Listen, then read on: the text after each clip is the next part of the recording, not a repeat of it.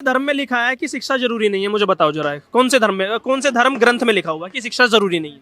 ये नहीं, ये कौन सा धर्म ग्रंथ में लिखा है कि शिक्षा जरूरी नहीं है?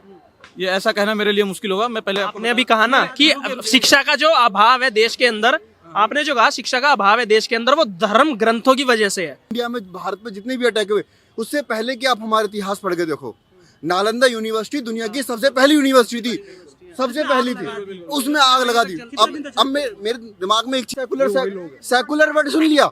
अगर आज के में अब आप किसी पढ़े लिखे से सुनो और लड़की से सुनो, लड़के सुनो, सेकुलर सेकुलर सेकुलर, बस सेकुलर का मतलब पता है? सेकुलर, आप सेकुलर नहीं हो सकते हो, मैं सेकुलर नहीं हो सकता। डेफिनेशन पढ़ो, सेकुलर सिर्फ और सिर्फ तो घूंघट जो है हमारे भाई साहब, हमारे कहीं पे भी धर्म वर्म में नहीं था, इतना पिछड़ा नहीं था। लड़कियों को बहुत ही आज़ादी थी और इतने गार्गी और इतने महान महान जो मतलब वो हुई है, जैसे ज्ञानी। हाँ, तो डूब रहे हैं जातिगत जनगणना को करवाने की बात को लेके। कांग्रेस को भी डुबा दिया, 3 राज्य करवा दिए। जनगणना बस एक मुद्दे पे हुई थी, आरजेडी अपने लिए करवाई थी, क्योंकि आरजेडी का सबसे बड़ा मुद्दा है यादव जब तक इकट्ठे नहीं होंगे ना, क्योंकि यादव पहले थे मतलब थोड़ा कम पढ़े लिखे थे, तो जहाँ मतलब एक लठ उठ गई तो डेट मीन्स की 1000 लठ एक जगह। अब वैसा नहीं है, अब वैसा नहीं है। अब जो बिहार से उठ के जो भी एक घर से अगर एक लोग भी दिल्ली में आके या फिर अदर शहरों में आके अगर 1-2 साल भी रहा है ना, तो डेट मीन्स की मेंटली चेंज हुआ है। हाँ, मेंटली चेंज, डेट मीन्स की अच्छे से सोच समझ कहने का मतलब कहाँ, मतलब ये पूरा बिहार जो है यार। पुराने समय में ऐसा होता था, जब वोट होती थी ना तो एक परिवार को समझा देता था इसको वोट देना है, ये यादव है इसको वोट देना है, और सारी महिलाएं उसको ही जाके वोट दे देते थे। और मैं पूछता था अपनी मम्मी से कि किसने बोला, किसको बोला? बोला चाचा ने बोला था कि इनको जाके वोट दे देना। दे दिया। भाई अपने हक को जो है ना, ये जो अपना जो अधिकार है उसको भी सही से वो नहीं यूज कर पा रहे थे। लेकिन अब जो है, जो सोशल मीडिया का जमाना है, हर जगह मोबाइल पहुंच रहा है और जानकारियां पहुंच रही है, तो बहुत सोच चेंज हो रहा है।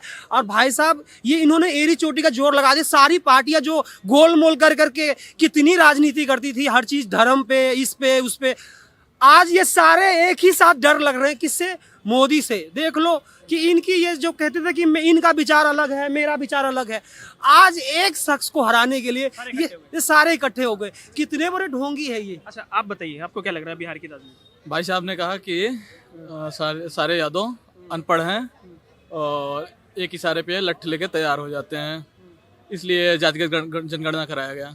पहली बात तो ये प्रश्न उठता है कि अनपढ़ यादव अनपढ़ रह कैसे गए? सिर्फ यादव नहीं रह गए, और अनपढ़ तो लगभग सभी जातियां हैं, सब में कुछ ना कुछ। और भाई साहब बात कर रहे हैं कि महिलाओं की स्थिति में, कि महिलाओं की स्थिति बात कर रहे हैं कि उनको जानकारी नहीं होती थी, घर का मुखिया जो कहा वही करते थे। मुखिया नहीं है, अगल बगल हाँ मैं समझ रहा।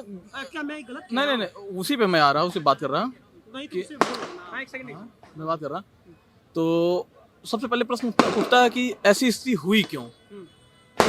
अशिक्षा, जब सब शिक्षा ग्रहण कर रहे थे, महिलाएं और निम्न जातियों के लोग छूट कैसे गए? ये बड़ा प्रश्न उठता है। कैसे? आपको क्या लगता है? मुझे बात कर रहा हूँ, इसमें धर्म का अहम रोल है। धर्म का? हाँ, हमारे जो धर्म ग्रंथों में लिखा है, जो भी, मैं धर्म ग्रंथ पढ़ा नहीं हूँ, धर्म फिर आप कैसे कह सकते हैं कि धर्म का अहम रोल है? धर्म का अभी मैं जान रहा, यही सब बोल रहे हैं। कोई भी पुजारी जाके देख लीजिए, कोई SC/ST कैटेगरी का हो, फिर आके बात करिए, फिर हम समझ लें।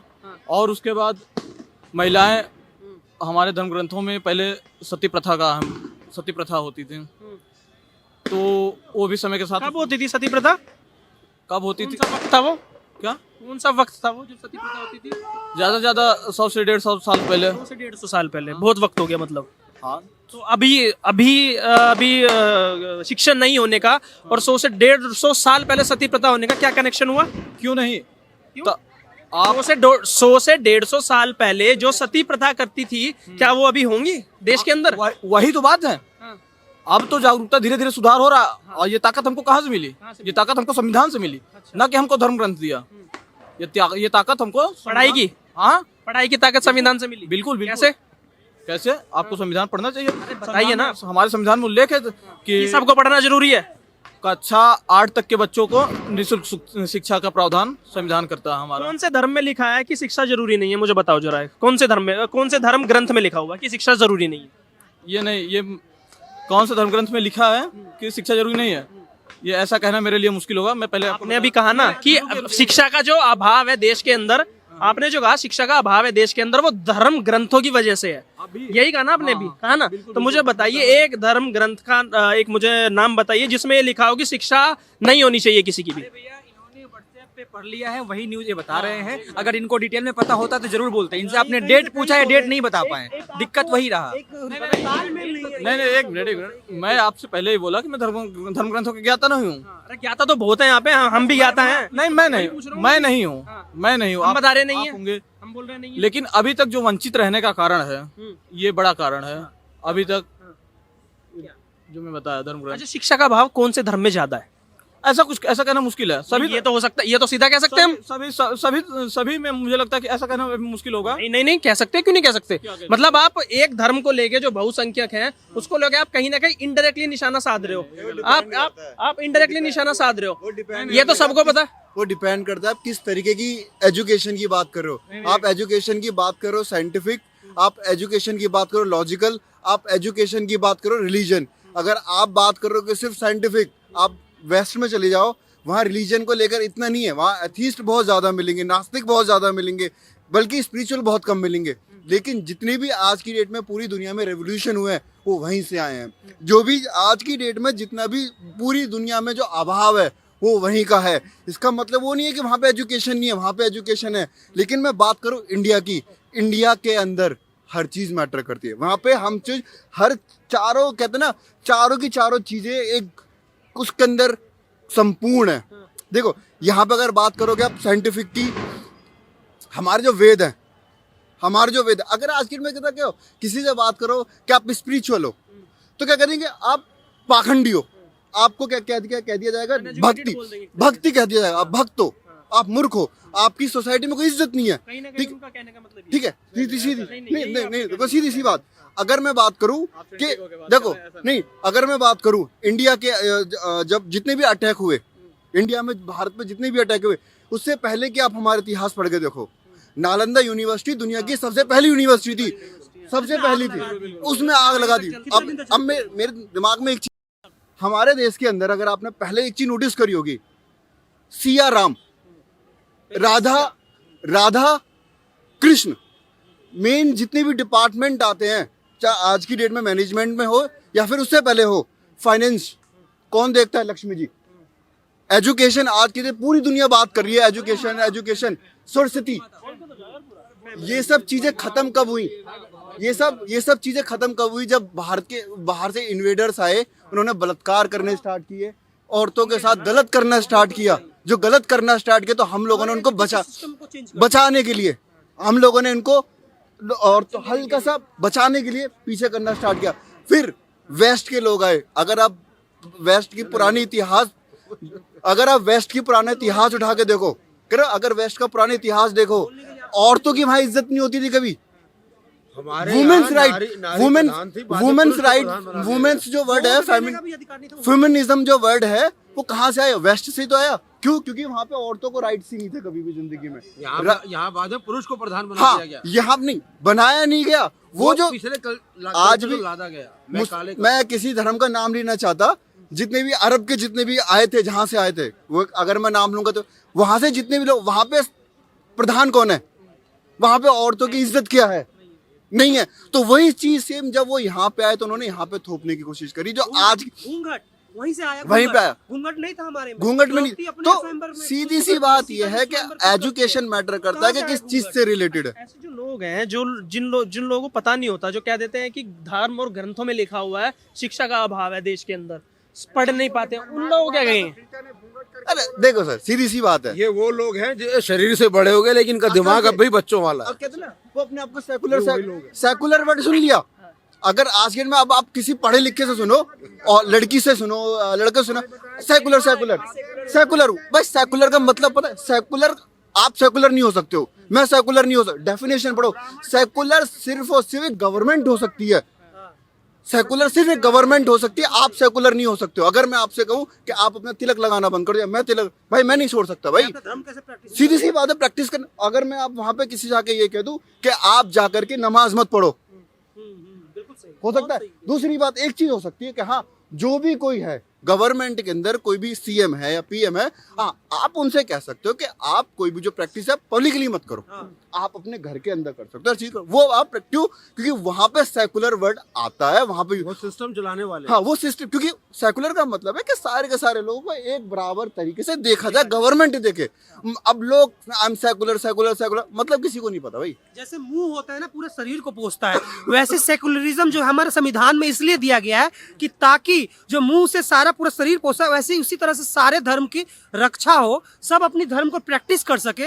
लेकिन इसका मतलब नहीं है कि हम सेकुलर हो जाए तो हम अपने धर्म को प्रैक्टिस ही ना करें, और जब हम प्रैक्टिस करने लग जाए तो वो कांपने लग जाए कि भाई ये तो हमारे दिमाग के साथ खेला गया। फिल्मों में देख लो, पुरानी मदर इंडिया है, उसमें जो होता है सुखी लाला, वो तिलक करता है, ठीक है, लेकिन उसको इतना बेकार तरीके से पोर्ट्रेट किया गया कि भाई अगर एक तिलकधारी आदमी होगा तो जरूर पाखंडी होगा, जरूर बलात्कारी होगा। पुरानी फिल्म में देख लो जब जिसमें सारी हिंदुओं के जो भी जैसे टीका है ना, इसके मायने होते हैं, अगर ये टीका ऐसे लगा तो कोई और मायने हैं, और सीधा लगा है तो उसके अलग मायने हैं। लेकिन हमारे धर्म को तो बिल्कुल ही पोर्ट्रेट नहीं करके उल्टा कर दिया गया कि अगर हम चंदन टीका कर रहे हैं तो जरूर ये आदमी, मतलब डाउट होता है कि भाई ये आदमी सही नहीं होगा, खतरनाक। एक चीज और है, हमारे जो कहते हैं ना जब लोग कि भाई हम कॉन्स्टिट्यूशन को मानने वाले हैं, तो कॉन्स्टिट्यूशन के अंदर अनुच्छेद 25 और 32 के अंदर साफ साफ है कि आप अपने रिलीजन से रह के प्रैक्टिस कर सकते हो, लेकिन हाँ वो हमारे कॉन्स्टिट्यूशन या फिर किसी की फीलिंग्स को हर्ट ना करे, वो उसके अंदर आप कुछ भी कर सकते हो। और लोगों को पता वता कुछ है नहीं, बस उठे क्या ना क्रिटिसाइज करना है। भाई साहब मुगल जब आए ना, इतने साल हमारे देश में रहे, इतना हमारे दिमाग के साथ खेला कि जो पर्दा प्रथा जो था वो कैसे आया, घूंघट कैसे आया, जबकि घूंघट पुराने जो हमारे जितने धर्म है, जितना वो है, उसमें सब में द्रौपदी ने स्वयंवर किया था, सीता जी का स्वयंवर हुआ था उन्होंने खुद। तो फिर आज जो हम ये घूंघट को इतना कर रहे हैं, क्यों? क्योंकि भाई हमारे दिमाग में बढ़िया से भर दिया गया। अभी भी ये बुजुर्ग कह रहे हैं कि घूंघट था, क्यों पता है? ये 1-2 दिन की बात नहीं है, सालों साल जो मंगोलियन, जिसको मुगल कहते हैं, मंगोलिया से आए थे वो, और उनके ही वंशज यहाँ पे आके आगे जाके जो मुगल हुए, ठीक है, मंगोलियंस, ठीक है। तो घूंघट जो है हमारे भाई साहब, हमारे कहीं पे भी धर्म वर्म में नहीं था, इतना पिछड़ा नहीं था।